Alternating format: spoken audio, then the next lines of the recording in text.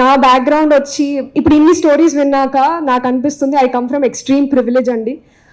మా పేరెంట్స్ ఇద్దరు post graduates, we lived in the US. Grand father కోసం మేము తిరిగి ఇండియాకి వచ్చాము.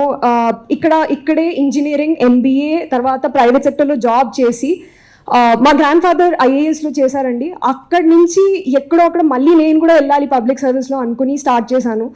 2020లో నా అటెంప్ట్ ఫస్ట్ ఇచ్చా. అండ్ నా journey if I had to summarise, it is అంచుల మోక్షం. నేను ఎవరికి చెప్పినా ఇదే చెప్తారు. 2020లో నాకు ర్యాంక్ రాకపోయినా రిజర్వ్ లిస్ట్, సెకండ్ లిస్ట్ వస్తుంది మెయిన్స్ లిస్ట్ తర్వాత. దాని నుంచి ఇండియన్ కార్పొరేట్ లా సర్వీస్ వచ్చిందండి. అప్పుడు తర్వాత ఇంకా రాయాలి, ఎందుకు ఇక్కడ ఆగిపోవడం అని 2022 ఇచ్చాను. ఆ year Indian revenue service all India rank 313 వచ్చింది. అప్పుడు కూడా చాలా మంది అన్నారు సాటిస్ఫై అవ్వచ్చు కదా అని. దాని తర్వాత కూడా ఎందుకు ఇక్కడే ఆగడం, ఇంకొక అటెంప్ట్ ఇస్తాను అని 2023 ఇస్తే ఇయర్ ఆల్ ఇండియా ర్యాంక్ 50 వచ్చిందండి.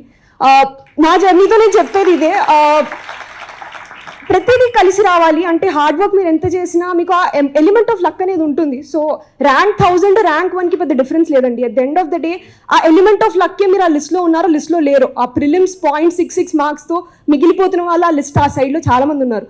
సో ఈ ఫ్యాక్టర్ గుర్తుపెట్టుకుని ఎప్పుడప్పుడు మీకు ఎలాంటి సినారియోస్ వచ్చినా please go forward, please take another look at yourself and don't feel disheartened. అంటే నేను రిజర్వ్ లిస్ట్లో ఉన్నప్పుడు చాలా ఏడ్చాను, నాకు చాలా లక్ లేదు అని.